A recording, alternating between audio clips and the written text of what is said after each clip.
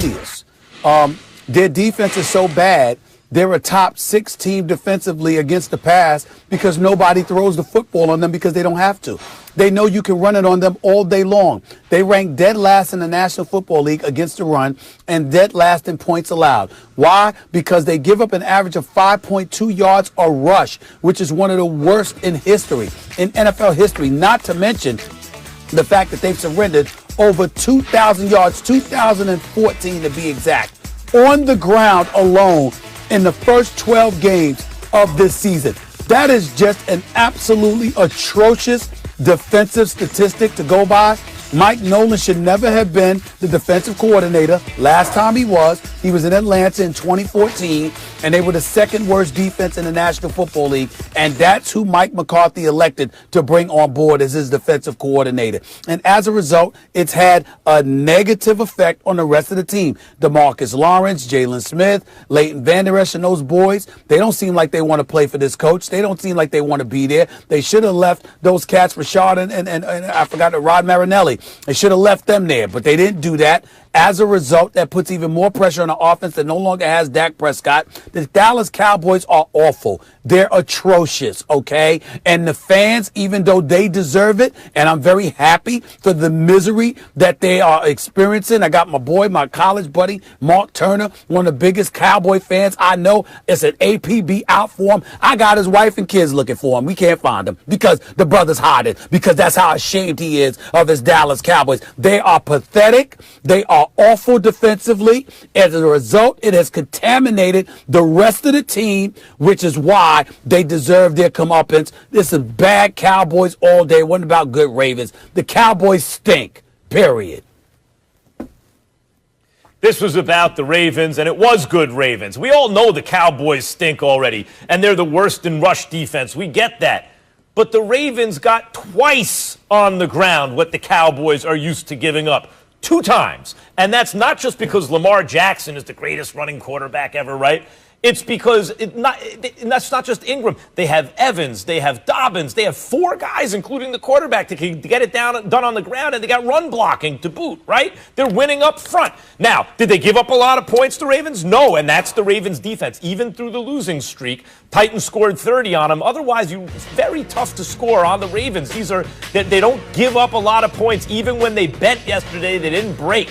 And even if Zerline hits all the field goals, it doesn't matter. It really doesn't matter. They still lose the game, the Cowboys. So when you look at Baltimore coming off of COVID, coming off of a 3-game losing streak, 4 of the last 5, coming off a Steelers game, coming off a short week, that was good Baltimore. Lamar Jackson even threw a dime to Hollywood Brown. You saw what you needed to see as a Ravens fan. It's not perfect. There are things, Lamar Jackson missed some throws too. It's not perfect. And the defense, by the way, wasn't what you come to expect from the Ravens.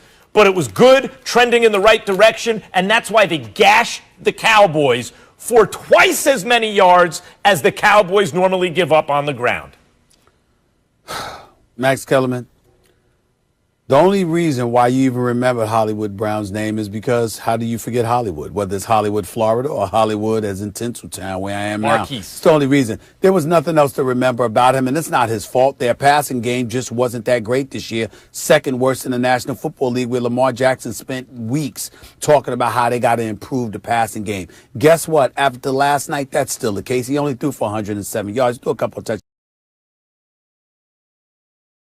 Passes, a couple of nice throws, but they still have to address their passing issues. It's just that wasn't a story of relevance last night because they rushed for 294 yards against the Cowboys defense. When you're running the football, you're moving the chains, you're making things happen, you're keeping the opposing offense off the field, you're demoralizing defenses and what have you, and that's exactly what they did to the Dallas Cowboys last night. The Dallas Cowboys, from a defensive perspective, is absolutely positively pathetic. And when you have a pathetic defense, and that's more glaring than anything else, I find it very, very difficult to look at the Ravens and say anything positive other than the fact that they handled their business. They won a game they were supposed to win because they were going up against a horrid defense. That's all you can really say.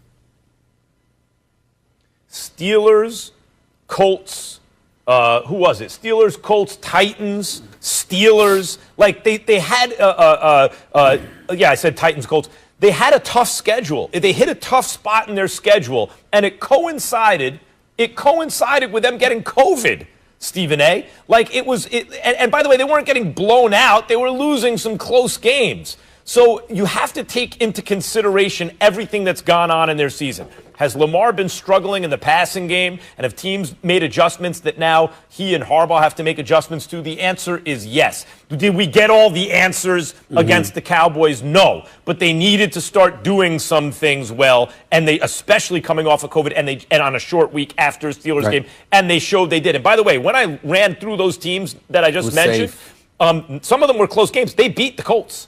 Like, the Ravens beat the Colts. Not like they haven't beaten any good teams this year. And the Cowboys game is a trend in the right direction. You saw a lot of the stuff you needed to see. The football gods were very, very good to the Ravens because when you're struggling, particularly when you have, I was mistaken, it wasn't the second worst passing attack in football.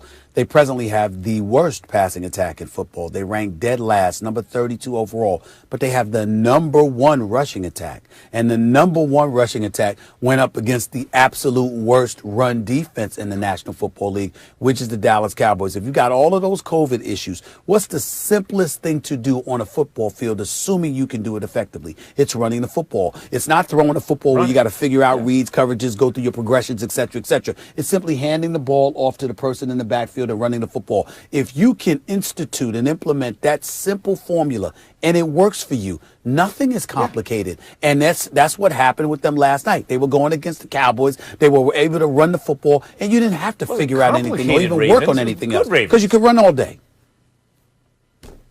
Yeah, it wasn't complicated, Ravens. It wasn't, oh, my God, look at that passing attack, Ravens. It's just a good performance by the Ravens.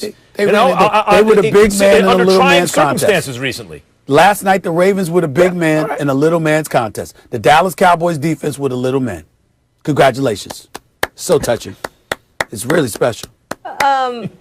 Max, I want to come to you on this because you're an expert on a lot of things like Tom Brady, and it seems like Carson Wentz as well. So I will start with you on this subject. It is official. Eagles head coach Doug Peterson has named rookie Jalen Hurts his new starting quarterback for Sunday's game against the New Orleans Saints. They are tops in total defense. Carson Wentz will now be his backup. Max, do you think Carson will ever be a quality starter again? No, I don't. And the shame of it is I saw this coming in slow motion and tried to warn everyone the entire time. He's going in the wrong direction at the end of last year. No, he's an MVP candidate. No, he's playing poorly against awful teams and getting a little lucky. Oh, but look at